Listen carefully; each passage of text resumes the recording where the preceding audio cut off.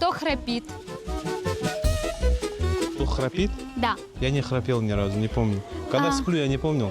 Кстати, они с сестрой, один вздох храпит, другой выдох храпит, короче. Вот они как друг друга дополняют. Да. Кто храпит? Шабит. Храплю я, шабит он. Храпит он. Кого из вас больше любит Альфредо?